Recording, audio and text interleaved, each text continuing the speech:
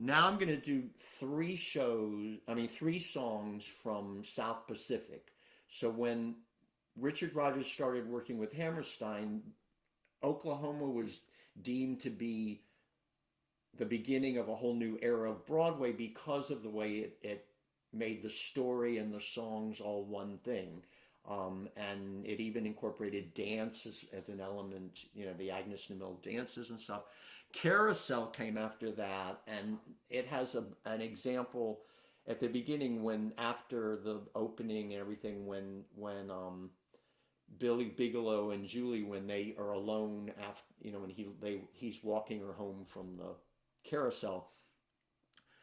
There's a whole scene where they fall in love, and it starts with that when I worked at the mill, da da da da da. Da. It finally leads into If I Loved You, and then he sings his version of the introduction, leads into in If I Love You, and it's great. You don't get the repetition of the song. It works in the way a scene would work where they fall in love.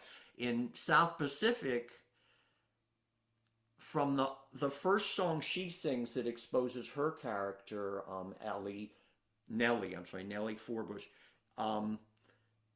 it's the beginning of a scene, so we don't really get this like a Broadway song where you hear it, you have a little interlude, you hear the second part again, like the way I did with Falling in Love with Love. This is called A Cockeyed Optimist, and this is just wonderful, the details of this.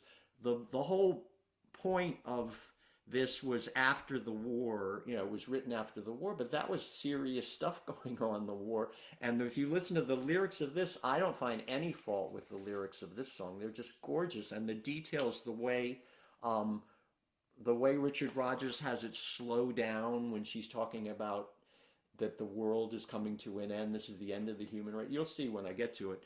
And even the little like thing that goes, in the music. I mean, I can't think of another song like it, and I'm even going to play the music that leads into this. So this is basically the scene, and I'm just doing this one song from the scene, but then it leads into the one where they have the twin soliloquies where they're thinking about how they're interested in each other, and then that leads into him singing Some Enchanted Evening. I mean, how can you get more romantic than that?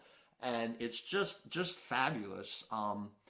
So this is what introduces her character. She's from the Midwest, and she's saying, even though the world's horrible and people are dying and Nazis are taking over, Europe and killing people, whatever she's thinking about, she still is trying to show that she's a cockeyed optimist.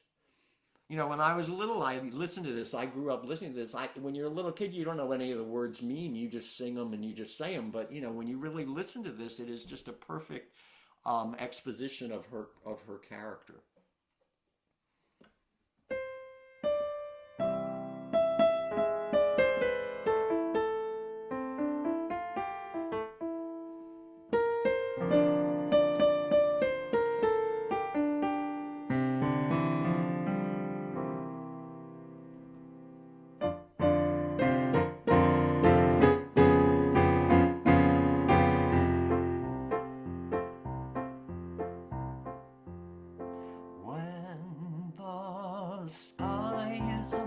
Canary yellow, I forget every cloud I've ever seen.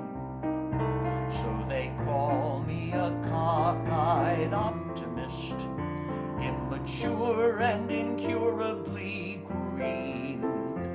I have heard people rant and rave and bellow that we're done and we might as well be dead.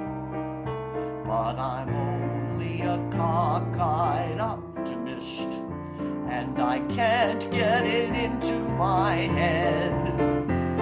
I hear the human race is falling on its face and hasn't very far to go. But every whippoorwill is selling me a bill and telling me it just ain't so. I could say life is just a bowl of jello and appear more intelligent and smart, but I'm stuck like a dope with a thing called hope, and I can't get it out of my heart. Not this heart.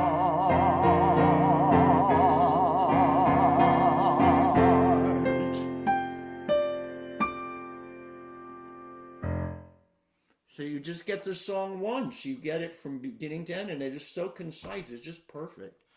And then it has a little, under the dialogue, it does a little reprise of it.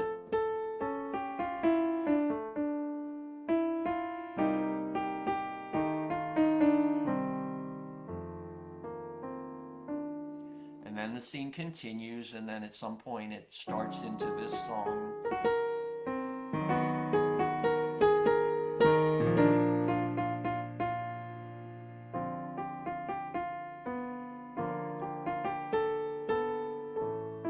And then after some more dialogue, that is the song. Wonder how I feel living on a hilltop. And then it goes into, like I said before, it goes into Some Enchanted Evening that he sings.